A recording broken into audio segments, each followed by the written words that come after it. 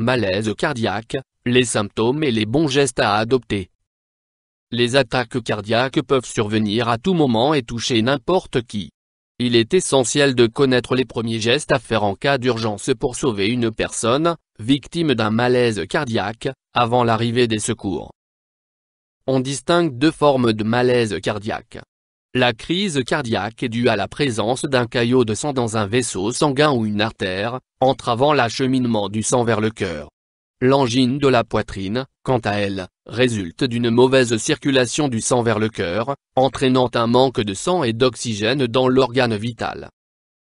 Le malaise cardiaque se traduit par différents symptômes, tels qu'une difficulté à respirer, l'essoufflement, un visage rouge et une peau moite, une transpiration soudaine, une douleur ou une pression au niveau de la poitrine, dans le cou, le bras ou l'épaule gauche, la mâchoire. Des nausées, voire des vomissements, une sensation de faiblesse accompagnée d'un étourdissement et un état de choc sont également des signes d'une attaque cardiaque.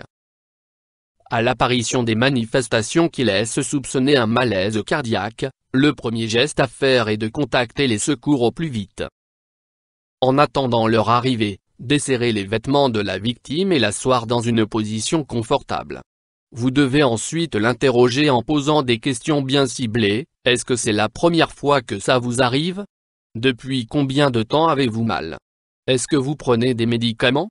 Avez-vous été hospitalisé récemment? Vous devez, notamment, demander si elle ou un membre de sa famille a des antécédents médicaux liés à des problèmes cardiaques. Si oui, demandez si elle suit des traitements. La nitroglycérine est le plus souvent prescrite dans le traitement des attaques cardiaques.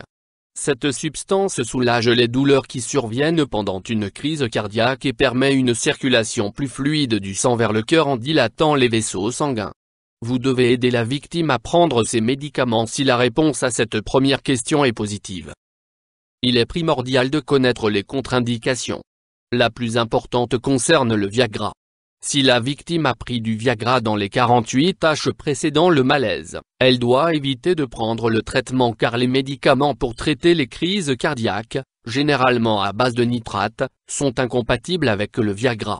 L'interaction des substances peut entraîner une baisse significative de la pression artérielle, causant des étourdissements, une baisse de tonus soudaine et très importante. La victime pourrait même perdre connaissance et des conséquences bien plus graves peuvent s'ensuivre. Dans le cas où la victime ne suit aucun traitement spécifique contre les attaques cardiaques, lui demander si elle a de l'aspirine, de l'acide acétylsalicylique, à portée de main. L'aspirine désépaissit le sang et favorise, ainsi, sa circulation vers le cœur. YouTube Dr Alabé,